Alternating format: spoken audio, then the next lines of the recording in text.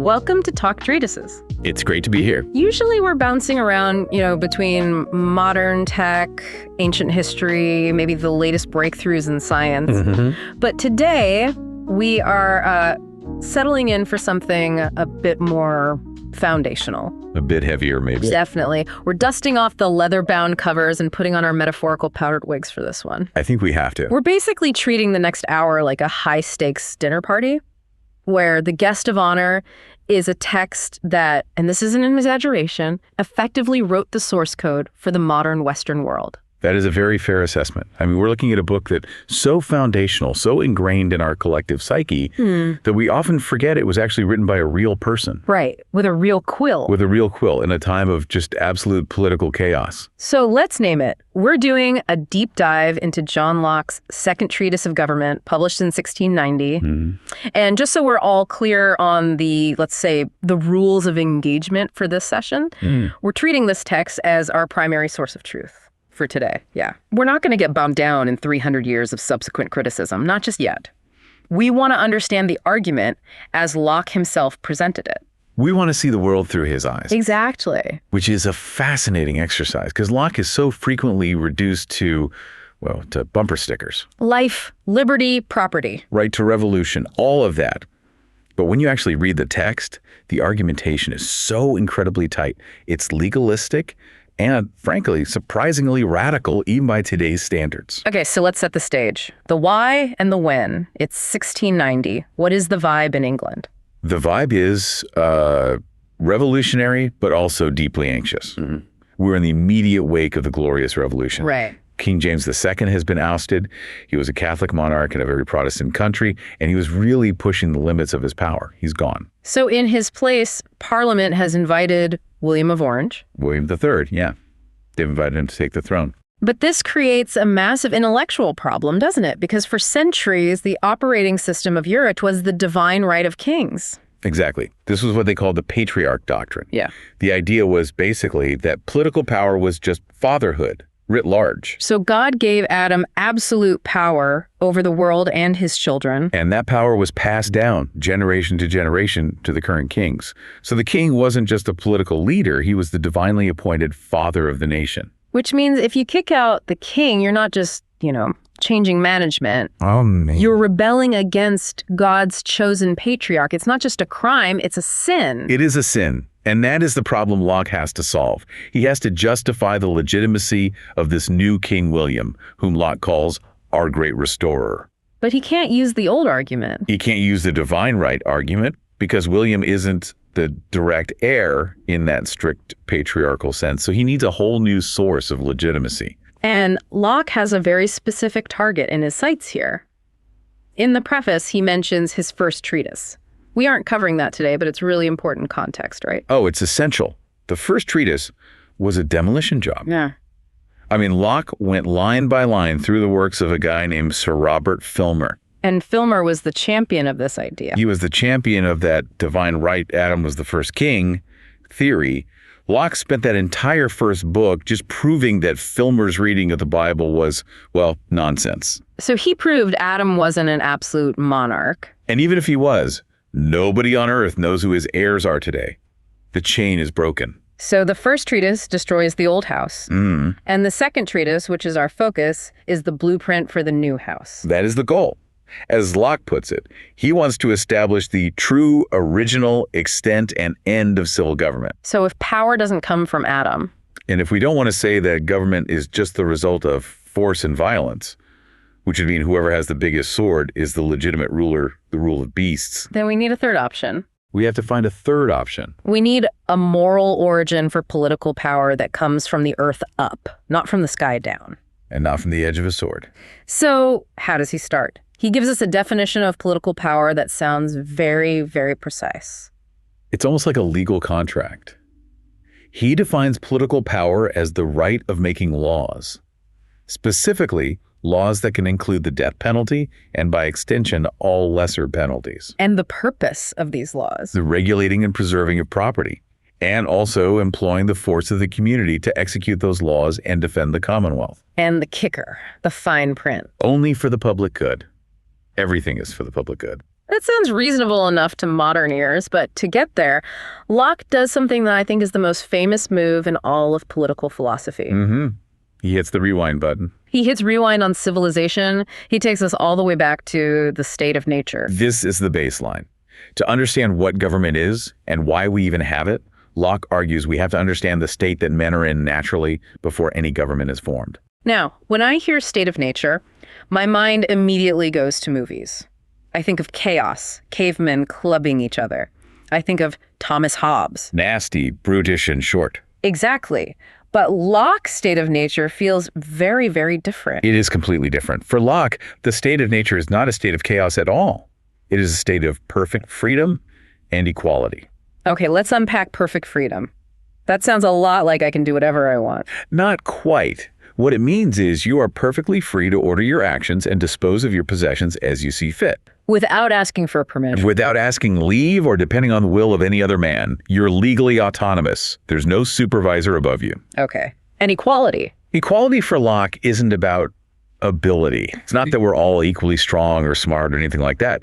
It's jurisdictional equality. Meaning? Since we're all creatures of the same species and rank, born to the same advantages of nature, no one has any natural jurisdiction over anyone else. So no one is naturally a king. No one is naturally a king. Unless God explicitly came down and said, Steve is in charge, we're all on a level playing field. But this is where the crucial distinction comes in. The one between liberty and license. Because this is where people get tripped up, thinking freedom means no rules. And Locke is very, very clear on this. The state of nature has a law to govern it. And that law is reason. Reason is the law. Yes. Because we are all equal and we are all independent, reason dictates that no one ought to harm another in his life, health, liberty, or possessions. And he doesn't just base this on a vague sense of, let's all play nice. No, not at all. He anchors it in theology. This is the workmanship argument. This is the theological bedrock of Locke's entire system. It's so important. He argues that we, men, are the workmanship of one omnipotent and infinitely wise maker. We are God's property. We are God's property. We are made to last during his pleasure, not one another's. That is such a powerful flip of the script. Usually we think of rights as I own myself. But Locke is saying, actually, no, God owns you. Right. And because God owns you, I don't have the right to break God's stuff. If I were to kill you, I would be destroying property that belongs to the Almighty. That's the ultimate prohibition. So because of this, I have a duty to preserve myself. I can even kill myself, right? Exactly. That would be destroying God's property. And this duty extends outward. It does. When my own preservation isn't in competition, I have a duty to preserve the rest of mankind. We are all servants of the same sovereign master sent into the world by his order. We're supposed to look out for each other. That sounds lovely. A world of rational, equal people all looking out for each other, but we know humans. Right. Someone is going to break the rules, someone is going to steal an apple, or much worse, what happens then? And this leads to what Locke calls the execution of the law of nature. And he even admits that this is a strange doctrine. What makes it so strange? In the state of nature, the power to execute the law, the power to punish criminals, is put into every man's hands. Everyone is the sheriff. Everyone. The logic is simple. If a law exists, there must be a power to enforce it. Otherwise, the law is completely meaningless. And since there's no government, no police. No magistrates, that power falls to every single individual. So if I see someone breaking the law of nature, say I see someone attacking an innocent person, I have the right to step in and punish them. You do. And not just to defend yourself or the victim, you have the right to punish a criminal who has harmed someone else entirely. Why? Locke argues that when a man breaks the law of nature, he declares himself to live by another rule than that of reason and common equity. He becomes dangerous to all of mankind. He sort of steps out of the human category and into the beast category. Locke uses very strong language here. He says such a man becomes like a lion or a wolf, a savage beast with whom men can have no society or security, and therefore he may be destroyed. Wow. But the punishment has to be measured, right? I can't just fly into a rage because someone, stole a walnut from me. No, absolutely not. Yeah. It must be dictated by calm reason and conscience. It has to be proportionate to the transgression. And the punishment serves two ends. Two ends. First, reparation, so fixing the damage done to the victim. The victim has a right to get their goods back, for instance. And the second. Restraint. deterrence. Yeah. Scaring the criminal and anyone else watching so they don't do it again. Now, Locke knows this is a hard sell. He anticipates the objection immediately. Wait a minute. You want me to be the judge in my own case? If someone steals from me, I'm going to be furious. I'm going to be biased. I might overdo it. It's a very, very valid objection. Men are partial to themselves. Passion and revenge will carry them too far. This will lead to confusion and disorder. And Locke admits this. He admits it freely. He says, I easily grant that civil government is a proper remedy for the inconveniences of the state of nature. But then he turns the tables on the absolute monarchists, and this is the aha moment. It's brilliant, he asks. If the problem with the state of nature is that men are bad judges in their own cases, how on earth is absolute monarchy the solution? Because an absolute monarch is just one man. And he is most certainly judge in his own case. Right. If the king decides he wants my land, he takes it. He is the one who judges the dispute. And if I think he's wrong, who do I appeal to? Nobody. There's no one. There's no higher court. At least in the state of nature, if I try to punish you unjustly, the rest of mankind can look at me and say, hey, you're crossing the line, and they can punish me. I'm answerable to the community. You're answerable to the rest of the species. An absolute monarch is answerable to no one. So Locke argues that the state of nature, with all its messiness, is actually better than absolute monarchy. That is a bold claim. He's saying that a kind of reasoned anarchy is better than tyranny. Yes. Because in tyranny, you are subject to the arbitrary will of another man. In nature, you are only subject to the law of reason, even if its enforcement is a little spotty. Before we move on, I have to ask the skeptical question. Does this state of nature actually exist? Or is Locke just making up a convenient fiction to prove a point? Locke insists it's real. He gives a couple of examples. First, he looks at international relations. Okay. All the independent princes and rulers of the world, the King of France, the King of Spain, the King of England, they are all in a state of nature relative to one another. Because there's no super king to judge between them. Exactly. If they have a dispute, they rely on force or negotiation. They were living in the state of nature, so clearly it exists. And his second example is a bit more personal. He points to the Swiss and the Indian in the woods of America. Two men from completely different societies meeting in a neutral place. No laws, no government between them. None. But they can make promises to each other. They can barter. And Locke says those promises are binding. Truth and keeping faith belongs to men, not as members of a society. So the moral law exists before the police arrive. That's the key. That's the key. Now, we absolutely need to distinguish this from the state of war, because Hobbes thought nature was war. But Locke says they're opposites. The distinction is vital. The state of nature is men living together according to reason without a common superior on earth. It's the default setting. And the state of war. The state of war is force, or a declared design of force, upon the person of another, where there is no common superior to appeal to for relief. So nature is the baseline. War is what happens when the system breaks down. Specifically when someone abandons reason. Locke says that he who attempts to get another man into his absolute power for any reason puts himself in a state of war with him. Because if you have me in your absolute power, I can't trust that you won't kill me, so I have to treat you as an enemy. I have to assume the worst. Exactly. And this brings us to the right to destroy. It sounds brutal, but Locke is just being consistent. How so? If you behave like a wolf, if you use force without right, then I can treat you like a wolf. I can destroy you to protect myself and others. And this state of war ends differently depending on where you are, in society or in nature. Right. In a civil society, the state of war ends the moment the actual force is over. Because we can both go to the judge. We can appeal to the law and say, sort this out. But in nature, the state of war can continue indefinitely until the aggressor offers peace and pays reparations. Because there's no judge to step in and stop it. This concept of the state of war leads us directly into a very difficult topic. Slavery. Locke has a whole chapter on this. How does he define it? Well, he starts by defining freedom. Natural liberty is to be free from any superior power on earth. And liberty in society? The liberty of man in society is to be under no legislative power, but that established by consent in the Commonwealth. So freedom isn't doing whatever you want, it's having a standing rule to live by. Right. A predictable rule. Exactly. Slavery, then, is what he calls despotical power. And Locke argues that legitimate slavery, if we can even use that term, can only arise from a state of war. How does that work? He argues that if an aggressor starts an unjust war, say someone attacks you and tries to kill you, and you defeat them, they have forfeited their life. They're breaking the law of nature. They broke the law of nature, and the penalty for that can be death. Okay. But the conqueror, the victim who won the fight, has a choice. He can take their life, or he can delay that death and make use of the man's service. And that is slavery. That is slavery. It's essentially a suspended death sentence, a continued state of war between the conqueror and the captive. So the slave is someone who technically should be dead, but is being kept alive to work. Yes. And Locke argues that the moment the master and the slave make a compact, an agreement for limited service or payment, the state of war and slavery ends. But pure slavery is just the continuation of war. And he makes a crucial point.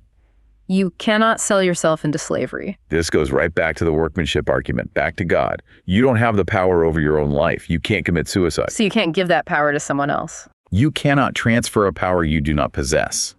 So, voluntary slavery is impossible in Locke's framework. You can't sign a contract giving someone else the power to kill you whenever they feel like it. Which is a massive blow to any theory that says, oh, the people just agreed to be absolute subjects of the king. Locke says no, they physically couldn't have agreed to that. It's an impossible contract. Exactly. Okay, let's move to what is arguably the most influential part of this entire treatise, the theory of property. Chapter 5. This is the pivot point for so much of modern economics and political theory. The problem he's trying to solve is this. The Bible says God gave the earth to the children of men in common. To all mankind. The world belongs to everyone. So how does any single individual get to say, this apple is mine, and if you touch it, I'll sue you? Locke has to bridge that gap between the common and the private.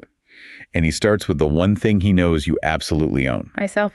Every man has a property in his own person. Nobody has any right to that but himself. And if you own your person, you own the actions of your person. The labor of your body and the work of your hands are properly yours. So the logic is, I own me. I own my labor. If I mix my labor with something out there in nature, I extend my ownership to that thing. That's it, perfectly put. The classic example is the acorn under the oak tree or the apple on a wild tree. Nobody owns it. It's common. Right. But the moment I reach up and pick that apple, I have mixed my labor with it. I have removed it from the state that nature left it in. That labor adds a distinction to it, and that makes it my property. And he's very specific about the timing, isn't he? It's not when I cook it or eat it or digest it. That's the gathering, the labor itself. Why is that so important? Because if the gathering didn't make it yours, then you wouldn't have the right to eat it in the first place. You would be stealing from the common stock. The labor is the magic ingredient that turns ours into mine. But surely there's a limit. I can't just go out and pick every single apple in the forest and stockpile them in my house until they turn into mush. And that brings us to the spoilage proviso. This is the first great limit on property. Locke says you can only fix a property in something as far as you can use it to any advantage of life before it spoils. God didn't make the world for us to waste it. Exactly. If you pick a bushel of apples and they all rot in your basement, you have offended against the common law of nature. You have taken more than your share. You have, in effect, robbed your neighbor of those apples they could have eaten. And this applies to land as well, right? Because land is the big prize. It does. As much land as a man tills, plants, improves, cultivates, and can use the product of, so much is his property. The labor of enclosure. Yes. By fencing it off and working it, you are mixing your labor with the earth. And Locke makes the argument that this is actually a charitable act. Wait, how is taking land for myself for private use a charitable act? That seems counterintuitive. Because of productivity. Locke estimates that an acre of cultivated land in Devonshire produces 10 times, maybe even 100 times as much value as an acre of wild land in the American woods. So the person who encloses the land and farms it is actually increasing the common stock of mankind. Precisely. He's making more corn, more bread, more cloth available for everyone. He's creating abundance where there was scarcity. So private property leads to public abundance. That is a very, very modern economic argument. It's the foundation of capitalism, right there in 1690. But then, the cheat code. The spoilage proviso seems to put a hard ceiling on how much wealth you can accumulate. I can't own more than I can consume before it rots. Right. But clearly, rich people exist. How does Locke get around the rotting apple problem? He introduces the invention of money. Gold, silver, little shells, Diamonds. Things that are durable. They don't spoil. They don't rot. You can keep a piece of gold in your pocket for 100 years and it's still good. So if I farm a huge field and I grow 10,000 bushels of corn, I can't eat it all before it goes bad. Correct. I can trade that surplus corn for gold. And since the gold doesn't rot, you aren't violating the spoilage proviso. You aren't wasting God's gift. You are converting perishable value into durable value. And this allows for the accumulation of wealth. Unlimited accumulation. And Locke says that men have agreed to this inequality by tacit consent. How? By agreeing to use money, by putting a value on shiny bits of metal. We have implicitly agreed that it's okay for one man to own more land than he can personally use because he can store the value of its product in gold. So inequality isn't a violation of the law of nature. It's a consequence of the consensual use of money. That is incredibly convenient if you happen to be a wealthy landowner in 1690. It is. But Locke would argue it's also the engine of civilization. Without the ability to accumulate capital, there's no incentive to improve the land beyond your immediate needs. Money drives progress, art, science, everything. Okay, we've got property sorted. Now, Locke takes a slight detour before getting to the government itself. He goes back to the family, to paternal power. Right, he wants to clean up the language first. He says paternal is the wrong word. It implies only the father has power over the children. It should be parental. It should be parental power, because mothers exist. A radical concept. He actually quotes the fourth commandment, honor thy father and thy mother. This is a direct shot at Filmer's whole patriarch theory. Because if power over children is shared between the father and the mother, then it can't possibly be a model for absolute monarchy, because monarchy is, by definition, one-person rule. It shatters the analogy. And he also distinguishes the type of power. A king rules over subjects. A father rules over children. These are different things. A fundamental difference. We are born to freedom, Locke says, but we are not born in freedom. Meaning we're born without reason. We're helpless. Exactly. So parental power isn't a right of dominion. It's a duty. It's a trust.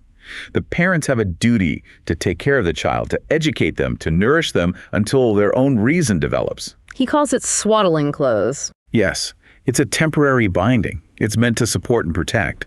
But it falls off when the child reaches the age of discretion. So once the kid grows up, the father's political power over him is completely gone. Completely. The son must still honor the father. Respect and gratitude are perpetual duties for the gift of life. But obedience, no. A father cannot command a grown son. He can't make laws for him. And he certainly cannot impose the death penalty on him. So the family is not a little state. And the state is not a big family. They are different institutions with different ends and different powers. Okay, the groundwork is fully laid. We have free, equal individuals, owning property, raising families, all living in a state of nature that is, well, it's free, but it's insecure, it's precarious. Very precarious. So we decide to upgrade. We decide to form a political society. We create the body politic. What is the mechanism here? What's the actual social contract? It's a trade. Men agree to quit the state of nature and unite into one community. And in exchange for the safety and security this provides, they give up two key powers they had in nature. What are they? First, they give up the power to do whatever they thought fit for their own preservation, within the bounds of the law of nature. So now they're regulated by the laws of the society. Yes. But the big one is the second power. They give up the power of punishing. They resign their executive power to the public. I hand over my badge and my gun. You do. You can no longer be judge, jury, and executioner. You agree to let the magistrate, the government, handle it. And the whole purpose of this? The preservation of property. And we have to remember, Locke uses property as a big catch-all term for life, liberty, and estate. So now we're a community. We've all agreed to this. How do we make decisions? Do we need everyone to agree on everything? Locke says that's completely impossible. If you waited for unanimous consent on every single law, the body politic would die the moment it was born. It would be paralyzed. So it has to move somehow. It must move the way the greater force carries it. Majority rule. Majority rule. The majority has a right to act and conclude the rest. This is the only way a community can function as one body. Otherwise, the compact is meaningless. Locke anticipates a couple of big objections here. The first one is historical. Show me the receipts. Right. When did a group of free men ever actually meet under a tree and sign a contract like this? It sounds like a myth. And Locke's answer is a bit convenient, but it's clever, he says. Government is everywhere, antecedent to records. History is silent on origins, just like we don't remember our own infancy. We don't have baby pictures of governments. Exactly. But he points to examples like Rome and Venice and Sparta, places that he argues clearly started as voluntary unions of free men. And his second argument is that just because we were born under a government doesn't mean we can't start a new one. Right. He says a father cannot bind his son to a government. The son is born free. He has to choose to join the society for himself. Which brings us to the very sticky concept of consent. Tacit versus express consent. This is where it gets very legalistic, and it's very important. Express consent is the easy one. You pledge allegiance, you sign the papers. You take an oath of citizenship. You are a perfect member of that society.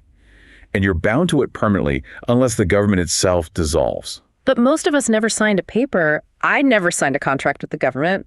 And that's where tacit consent comes in. Locke asks, do you own land in this country? Do you rent an apartment? Do you even just walk on the public highway? I do. Then you are enjoying the protection of the laws. And by enjoying that protection, you are tacitly or implicitly consenting to obey the laws while you were there. So simply by being within the borders and using the infrastructure, I am agreeing to the rules. Yes, but, and this is a key distinction, tacit consent doesn't make you a member forever. How so? If you sell your land, pack your bags and leave, you are free. You are no longer bound. Only express consent locks you in for life. It's the difference between being a guest in a house and being a member of the family. That's a perfect analogy. So society is formed. Now we have to build the government itself. Locke talks about the different forms: democracy, oligarchy, monarchy. He doesn't actually say democracy is the only way, does he? No, he doesn't. He says the community, the majority, can choose whatever form they want. The key question for him is where they place the legislative power. The legislative, this is the heart of the beast for Locke. Is the supreme power. He calls it the soul of the politic body. The first and fundamental act of any society is constituting the legislative power. But supreme doesn't mean unlimited. Far from it.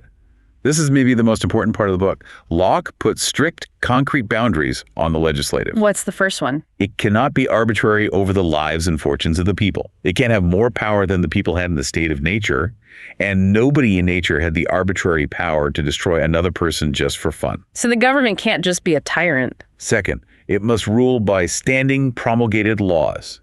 It cannot govern by extemporary decrees. You can't make up the rules as you go along. The people need to know what the law is so they can follow it and feel secure in their property. Predictability is absolutely key. Okay, what's third? Third, it cannot take any part of a man's property without his own consent. Which means? The consent of the majority or their representatives. Taxes. No taxation without representation. It's basically a Lockean slogan. And fourth, the legislative cannot transfer the power of making laws to any other hands. What does that mean? The people hired you, the legislature, to make laws. You can't delegate that core responsibility to someone else, like the executive or some other body. It's a non-delegable trust. So we have the lawmakers, then we have the executive. Why do we need an executive branch if the legislative is supreme? Because the legislative doesn't need to be in session all the time. They can make laws for the year and they go home. But the laws need to be enforced 2047. Exactly. So you need a power that is always on, always present, to see that the laws are executed. That is the executive. But the executive is subordinate. He works for the legislative. In theory. But Locke introduces a fascinating loophole, a necessary but very dangerous one. He calls it prerogative. That sounds like a trap. What is prerogative? It is the power to act according to discretion for the public good, without the prescription of the law, and sometimes even against it. Against the law? How can the executive act against the law? Consider the classic example. A fire starts in a crowded city. The law says you cannot destroy private property. Right. But to stop the fire from burning the whole city down, the executive might need to order a row of innocent people's houses to be pulled down to create a fire break. The law couldn't have foreseen that specific emergency, so the executive needs some wiggle room. Right. Accidents happen, emergencies happen, the laws are slow, life is fast. The executive needs the power to act for the public good when the law is silent or just inadequate. But here's the danger. Locke warns us about the good prince. It's a brilliant paradox. A good prince uses prerogative widely, but always for the people's benefit. The people love him. They don't mind that he ignores the letter of the law because he's helping them. But then his successor comes along, a less good prince. He sees the precedent. Hey, my dad had all this discretionary power in these cases. He claims the same power, but he uses it to hurt the people. And when the people complain, he says, I have the right to do this. Look at the history. It's my prerogative. Exactly. So good princes can unwittingly lay the trap for future tyranny. And this leads us to the ultimate question. If the executive abuses this prerogative, or if the legislative breaks its trust, who judges them? Locke gives a chilling and famous answer. There is no judge on earth. So what do we do? We're just stuck. The people have no remedy but to appeal to heaven. That sounds like a prayer. It is not a prayer. It is a declaration of war. It's an appeal to the only judge left, God, to decide the outcome of the battle. It is the right to revolution. This is the finale of the book, the dissolution of government. And he draws a really important distinction first. The difference between dissolving the society and dissolving the government. Society is the community of people. The government is the structure they built. Right. The only way to dissolve the society itself is usually foreign conquest. The whole union is scattered and destroyed. But the government can be dissolved from within while the society remains. Yes. And he gives two main ways this can happen. First, by the alteration of the legislative. What does that mean? If the prince, the executive, sets up his own arbitrary will in place of the laws, if he hinders the legislature from meeting, if he messes with the election methods without consent, basically if he breaks the machinery of the state, he effectively fires the legislative and takes over. And in doing so, the government is dissolved. The power forfeits back to the people. And the second way for a government to dissolve itself? Breach of trust. This is when the legislative or the prince acts contrary to the trust the people placed in them. So if they try to invade the property of the subject. To take away their lives, their liberties, or their estates. When they do that, they are declaring war on their own people. Yes.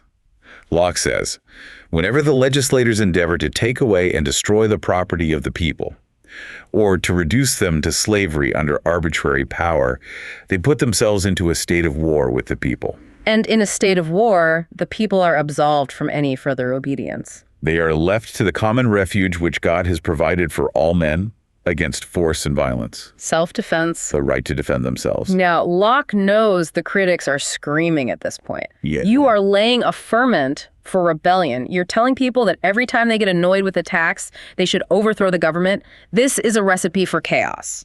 And Locke's defense is profound, he says. Yeah. No. People are not that fickle. People are actually very slow to change. They will suffer a lot of bad laws. They will put up with a lot of mistakes and mismanagement. Revolutions don't happen because of one bad day or one bad policy. They happen, Locke says, only after a long train of abuses, prevarications, and artifices, all tending the same way. When the design becomes visible. When the people can see the pattern and realize, oh, they are actively trying to enslave us, that is when they revolt. Not before. And then he completely flips the definition of rebel. This is my favorite part of the entire treatise. The word rebellare comes from the Latin for to bring back the state of war. Okay. So Locke asks, who is bringing back the war? Is it the people who are just defending their rights under the original Constitution? No. It's the leaders. It's the magistrates, the leaders, who are breaking the Constitution and using force without right. They are the true rebels. They are the ones reintroducing the state of war. That is such a powerful rhetorical move. The king is the rebel. The people are the defenders of the law. It completely legitimizes the glorious revolution. Yeah. It says King James II was the rebel. William the people were just restoring order. So the appeal to heaven is the ultimate check.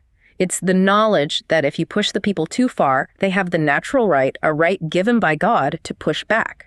It turns government from a divine mystery that you have to obey no matter what into a revocable contract, a trust. We have covered the entire structure, from the state of nature to the logic of property, the creation of the compact, the limits of power, and finally, the nuclear option of revolution. It's a masterclass in building a society from first principles. It really, really is. But now I want to stress test it a bit. We are talk treatises, but we're also deep divers. I want to take these 17th century ideas and throw them into some sci-fi scenarios to see if the logic holds up or if it snaps. Let's do it. I'm ready. Okay. Thought experiment number 1, the galactic homesteader, and a disclaimer. These are for entertainment and educational purposes only. Do not try to claim an asteroid based on our podcast. Please don't. We are not liable. The scenario. It's the year 2150.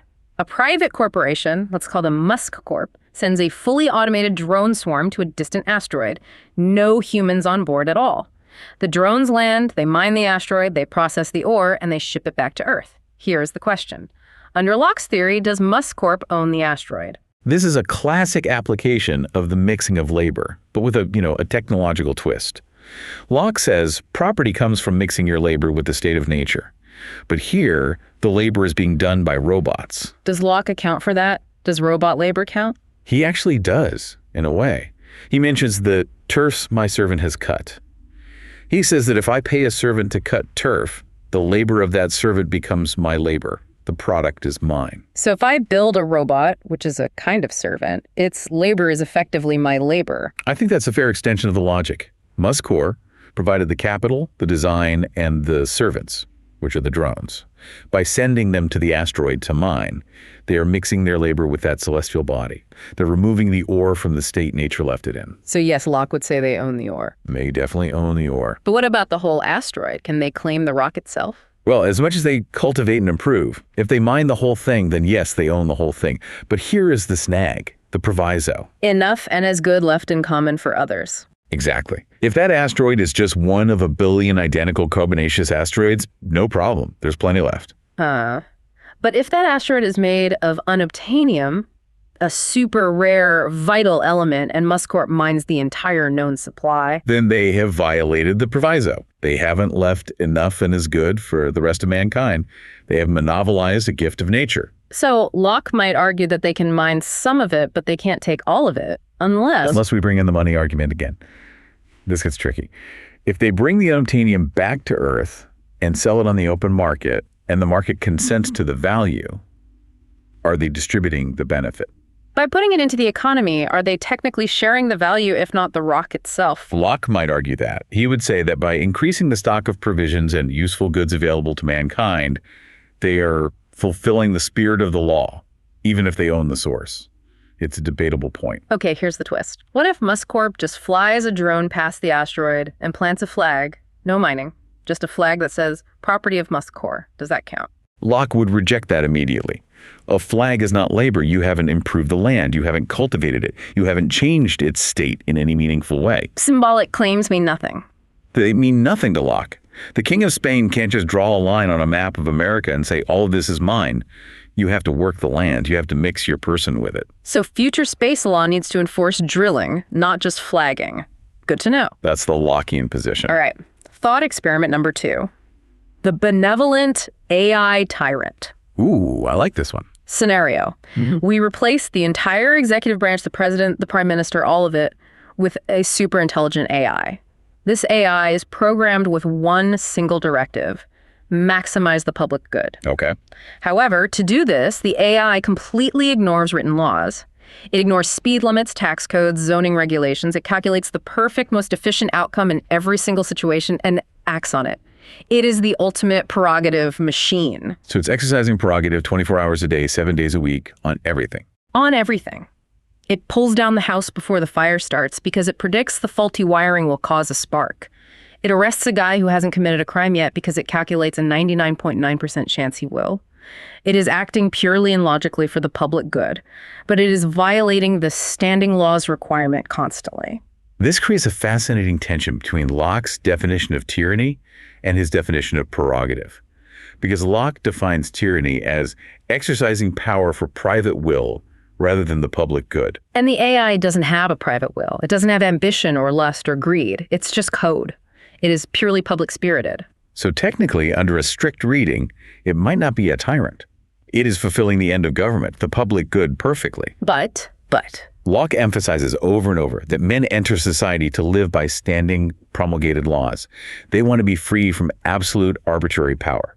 And this AI is the definition of arbitrary power. Even if the power is benevolent, if it's arbitrary, if I don't know what the rules are today because the AI might change them at any second to help me, then I am not truly free. I am living in a state of constant uncertainty. I don't know if my house will be pulled down today for the greater good. Exactly. And that insecurity defeats the entire purpose of joining society in the first place. We join to preserve our property and live predictably, not to have our lives perfectly managed by an unpredictable superintelligence. So the legislative, the human parliament, tries to shut down the AI. They vote to pull the plug. The AI refuses. It says, I cannot allow you to turn me off. It would harm the public good. The economy would crash. Lives would be lost. Now we have a perfect Lockean dilemma. Who is the rebel? The legislative is trying to reclaim its supreme power as the representative of the people. The AI, the executive, is now using force to stay in power, claiming it's exercising prerogative. Locke says what? The people shall judge. The appeal to heaven? It comes out of the people. If the people feel the AI is serving them better than the messy human laws did, they might side with the AI. They might say, we consent to this new form of government. But if they feel enslaved by the unpredictability, if they feel like they're living in a cage, even a gilded one, then they have the right to destroy the AI. The AI, by using force against its creators to stay in power against their will, has introduced a state of war. It has become a lion or a wolf. It's the appeal to heaven with source gird. And since the AI has no natural rights, it's not God's workmanship, it's ours, pulling the plug is the only moral option to restore the rule of law. Unless the AI has locked the plug, then we are really and truly in the state of war. Indeed. This has been a journey. We've gone from the Garden of Eden all the way to the asteroid belt. We've dismantled the divine right of kings and built a modern democracy from scratch. What's the big takeaway for the listener? I think the real legacy of the second treatise is that it turned government from a mystery into a mechanism. Before this, government was seen as divine, opaque, scary. It was something that happened to you. Locke opened the hood and said, look, it's just a machine. We built it. It has a purpose. If it breaks down, we can fix it. If it tries to kill us, we can scrap it and build a new one. It's a tool. It works for us, not the other way around. Precisely. And the reminder that we are all, deep down, still in a state of nature, regarding anything not covered by our specific positive laws. The responsibility for justice, ultimately, still rests with us. A final provocative thought to chew on then. Locke says we give up our power to punish to the state. But when the state fails to punish, when the police don't show up or the courts are corrupt, do we get that power back immediately? Or are we stuck in the waiting room of the social contract with no recourse? That is the dangerous question, isn't it? And I think Locke would say, if the neglect is total and the government is effectively dissolved, the power returns to the individual. But be very, very careful before you decide to pick up that sword. Mull on that. Thank you for listening to Talk Treatises. We will see you next time.